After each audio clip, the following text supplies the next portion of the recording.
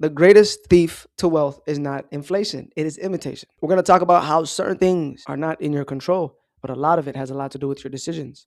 Make sure to like, comment, and subscribe. Hype the videos. Let's get this video to 150 likes. Hit the post notification bell for future videos. That being said, let's dive in. So what are the updated miles? 148, 387. Wow. Yeah. This is very miley. It is very miley. 2018 We sold him S450. an EQB to his wife. So he called me again. He's like, what do you have on the pre-owned side?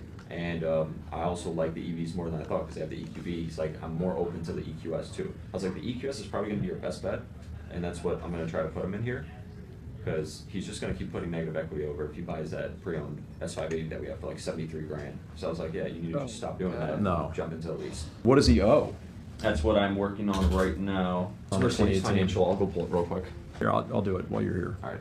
And we don't really have a lot in here. What do we know about the condition of it? I mean, has he replaced brakes? Yes. So he replaced brakes. He's done tires. Tires are at halves. I filled everything out on there. I know, I just, it's 150,000 miles on a 2018 S-Class, so makes me a little nervous. No, I told him that obviously because it's so miley that I need to make sure that every imperfection is notated on there. It is pretty clean. Like I see one chip there, so I put chips on the front. Yep. He does take care of his cars. So we're looking at a little less than 24K in negative. Damn. Not bad. The payoff's been pulled 36 times, by the way, so Has it? Oh my God, he's desperate. 36 times is crazy. is an avid shopper. There is a EQS I have in mind. It's a loaner vehicle. So how many miles a year does he need? 15 to 20,000 is what he said. He pulled him out 5 months early on the EQS. I mean, we can show him 15,000. Yes, Amex. I think that we show him 19,999. Okay. That way he's got a cushion. If And he doesn't use it, he gets it back, right? yeah, because it's a 15,000 mile per year lease. I think that's a good idea. Let's just stop here. Let's stop here. The biggest issue I have with this, put the financial mistakes, because we've dealt with this so much in this channel. Why are you driving an S-Class like it's a Honda or a Toyota? An S580 or S550 is supposed to be driven in prestige. You only take them out when you're going on a nice, lovely date with your wife, if you're going to a meeting, if you're doing a closing, right? If you have somewhere really beautiful and nice and you got to show out, if you're going to a gala. Why are you driving a car like it's a Honda? This is why I say rolling over negative equity, especially on these cars, should be very illegal. Why are you trying to take this car and this man that drives 25,000 miles a year and putting him into a 15,000 mile lease? He's not going to make it. You're setting him up to fail. And the biggest thing is that most people don't trade these cars because it makes financial sense. They trade it because admitting the mistake hurts. A newer car feels like a fresh start, but the debt doesn't disappear. It doesn't. It just follows you into the next loan. And when your self-worth has a monthly payment, you'll never truly feel wealthy or successful. You'll just be living in a year-to-year crisis of agony and suffocation that you've created for yourself. People will find ways for you to keep burying yourself. That's what this was. Stop driving a Mercedes like it's a Honda. You don't even know. This person is a menace to the Mercedes brand. He whipping an S580 like it's a Corolla. So one of the things that I realized is when you start making this amount of money, you're really in the danger zone for spending. And if I'm being real, especially those of us in the black community who didn't start out with that much, and now we do have it, you actually got to be careful for real. You're making 160, 170, 180, 200, and literally you're in front of a Mercedes-Benz dealership right now. You're about to sign a lease on a condo downtown right now. Bro, don't. I started coming into this money pretty early in my career, and then I started realizing these credit card bills at the end of the month, $2,000, $3,000. And then it's like, hold on, something's wrong. And that's when I realized when you start making more than 150K, you become what I call everyday rich. And here's what I mean by that. So remember back in the day, you would always ask mom, yo mom, we get McDonald's, we get Wendy's, da da da. Do you have McDonald's money? Do you have McDonald's money? And it's like, now we actually have McDonald's money.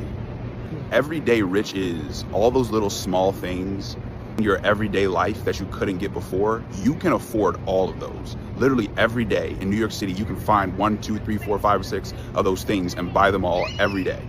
You have the money to do that now. And if you're not careful, the money's gonna touch your hands every 2 weeks when you get paid and it's gonna be gone. We need to be in a situation where you have $100,000 put down on an investment property, right? $100,000 to invest in a franchise. And the only way that's gonna happen is if you continue to lock in after you make it. After you get the job offer, after you get the bag, save that money so you can do the next big thing. For our community, it can be a big deal being the first person in your family to go to school, right? Being a first-gen college student. We celebrate it, we lift it up, that's cool, I'm first-gen, right? But what needs to be celebrated just as much is putting a down payment on an investment property or something like that, right? Because now you're actually building generational wealth. And that's the point. Like, what's the point of going to school? The point of going to school is to get a job so you can make money. So it all comes back to economic mobility at the end of the day. So why are we celebrating one of those things way more than the other? When you reach this pinnacle of success, the responsibility becomes hard to bear, because I promise you, once you see them checks coming in, right, and you're making 5 figures every month, especially coming from poverty or having nobody in your family that's lived this way or made this type of money, yeah, you feel like Superman. But you got to be careful. In this class or this tax bracket, your superpowers are no, learning to say no or sleeping on certain thoughts. Another one is delayed gratification. The best one yet, patience. Every dollar that you try to spend to protect your image, or you try to fantasize about a certain life that you think you should be living, is a dollar that you can't protect your future. So, and there's a reason why when people make this much money, lifestyle inflation becomes their biggest enemy, because I make money now. So I need the Mercedes, like you mentioned, right? I need to get the condo, right? High rise. And now you look around, you're like, damn, where did all my money go? Golden handcuffs. That's what this is. That's what this creates. And there's a reason why 64% of Americans are living paycheck to paycheck. And 50% of people that make 6 figures are living paycheck to paycheck. It's not because they're not smart with their money. It's because emotions is in the driver's seat.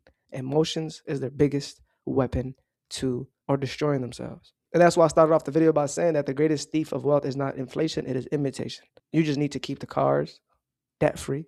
You need to keep, you could keep renting for the next 3-4 years and then put 80% of the money down to buy a nice house. And then that is a very affordable monthly payment for your mortgage. Again, these things require certain skills.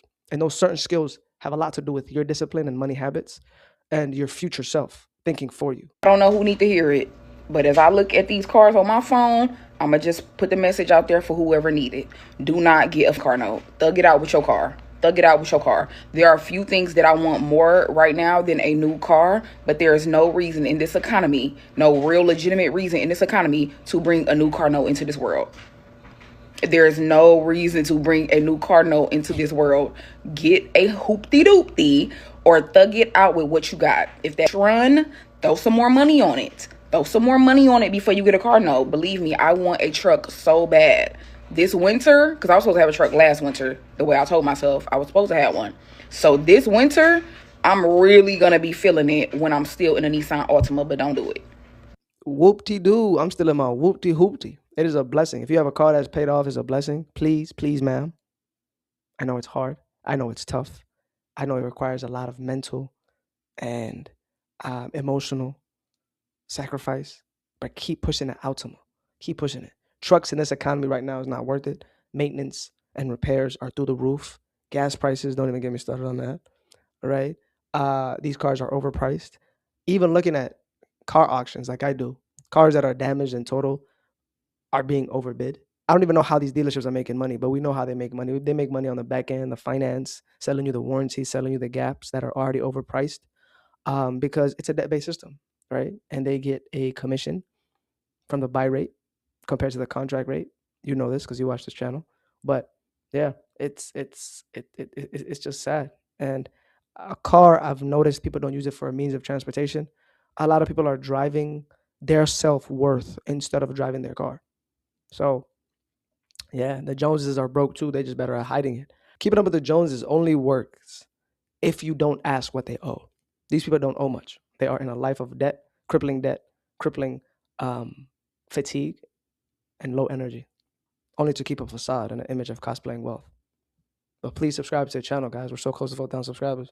I had to plug that in. I was 30, I realized that I have fucked my life up. Even though I always fucked my life up. Everybody told me go to school, go to college, get good grades, get that hefty doctorate degree, get the 6-figure job right after, do the residency, then get the 6-figure. You'll be fine. You'll be living life beautifully. I did all that shit, plus some. And then by the time I turned 30, I was in a whole heap of debt. I was still wondering where my money was. All of a sudden, now I have this salary. I can't pinpoint where it was going. Nobody really talks about how embarrassing that is to make good money but still actually be broke. I can say that I was a little irresponsible. I wasn't stupid, but I just never learned how money truly works. And in part 2, I'm going to tell you exactly how much debt I had by the time I was 30, because honestly, the number still makes me nauseous. It is true. A lot of people never stop to question the narrative or the script because it's the only thing that they've been taught, right? For the time they were young, right? They were told, get a job, get good credit, finance the car, buy the house, upgrade your life every time you get a raise. But very few people will sit down with themselves and ask them who benefits from this. And in a society where, right, everything has to be fast, right? Everything is up and up, up and up, get up, go, get up, go, get up, go, get the money, get the bag society. What happens is you start living this life that you never signed up for. And the system itself is designed to make every individual broke, right?